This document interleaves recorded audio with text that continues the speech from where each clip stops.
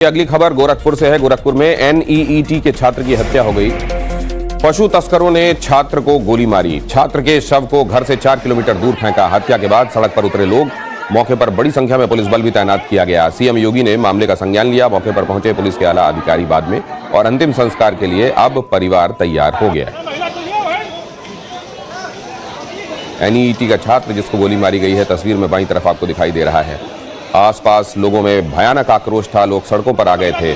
4 kilometre दूर गोली मारकर शव को फेंक दिया गया था। इस वजह से लोग खासे गुस्साए हुए थे और उन्होंने ये कहा था कि जब तक इस मामले में सही कदम नहीं उठाए जाते, शव का अंतिम संस्कार नहीं होगा।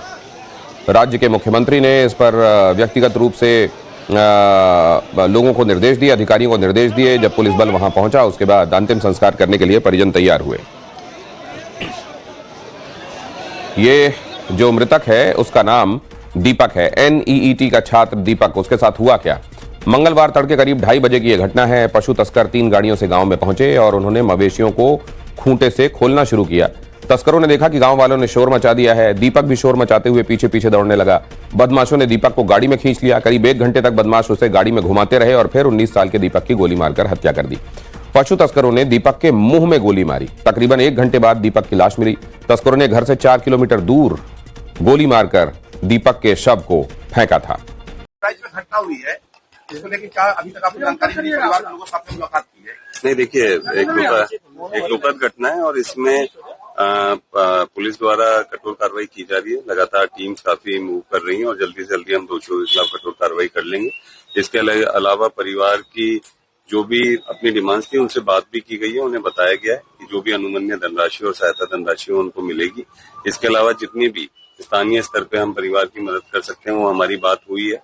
जो उनकी स्थानीय समस्या कुछ है उसका भी हम लोग निराकरण करवा के उनकी मदद करवाएंगे। अभी पहली प्रायोरिटी ये है कि हम पोस्टमार्टम करवा के मतलब शव का दाह संस्कार करवाएं, तो वो हम लोग करवाएंगे। उसके बाद परिवार के साथ पुनः बैठेंगे और उनकी जो भी मदद हो पाएगी वो सारी करवाएंगे। नहीं, देखिए, अभी उन सबकी फॉर्मेलिटीज पूरी करवाई जा रही है और जहां जहां से भी जिस मत से अनुमन्य धनराशि मिल पाएगी वो डेफिनेटली। महिलाओं का आरोप है कि पुलिस सहयोग नहीं की और नहीं, देखिए, अभी बातें सभी के द्वारा कई बातें की गई हैं। सभी लोगों ने अपना पक्ष रखा गया है, तो सभी को सभी बातें सुनी गई हैं।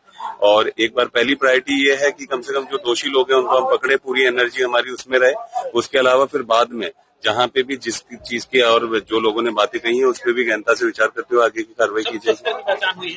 नहीं, देखिए, अभी उसमें कई लोग हैं और मेरे ख्याल से कप्तान साहब ने उसके बारे में बाइट दी है और डिटेल्ड हम लोग जितने लोग और जो भी हमें सूचना प्राप्त होगी वो आपसे शेयर करेंगे। घायल तस्कर का इलाज कहाँ चल रहा है? कप्तान साहब कह रहे थे गाँव को लेकर इलाज करा रहे हैं, ये बात समझ नहीं आई। नहीं, देखिए, वो ऑलरेडी लेके गए हैं जहाँ पे उनका इलाज चल रहा है, क्योंकि यहाँ पे भी जब उनको पकड़ा गया तो मॉब भी काफी आक्रोशित थी और कई बार इन्हीं प्रकरणों में मॉब लिंचिंग और इस तरीके की कार्रवाई हो जाती है, तो इसलिए ये चीजें शेयर नहीं की गई। नहीं तो गोरखपुर की घटना है, कम से कम सरकार को अपने मुख्य नगर उसकी कानून व्यवस्था के लिए अच्छा काम करना चाहिए। और ये क्या वजह है कि मुख्यमंत्री जी के गृह जनपद में कोई ये पहली बार घटना नहीं हो रही है, इससे ज्यादा गंभीर घटनाएं हुई हैं। याद कीजिए, एक व्यापारी को वहां की पुलिस ने मार करके जान ले ली थी।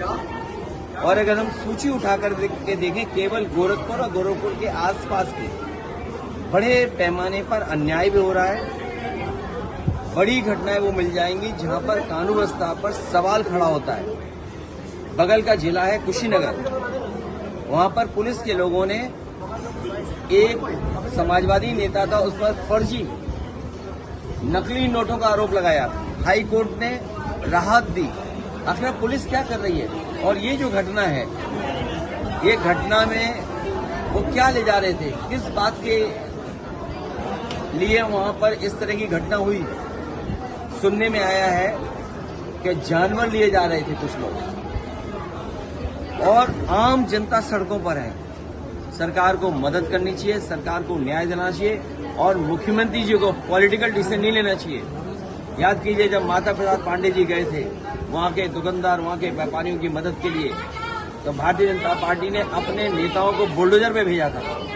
क्या सरकार जिन अधिकारियों की नाकामी की वजह से जानवरों का कारोबार हो रहा था, जिन अधिकारियों के लेन देन की वजह से इतनी बड़ी घटना हो गई, एक नीट का नौजवान बच्चे जिसकी जान चली गई, हमारी मांग है कि उस परिवार को कम से कम 5 करोड़ रुपए की मदद करनी चाहिए, क्योंकि मुख्यमंत्री जी खुद जानते हैं कि एक मेडिकल में पढ़ाई का 1 साल का खर्चा कितना होता है।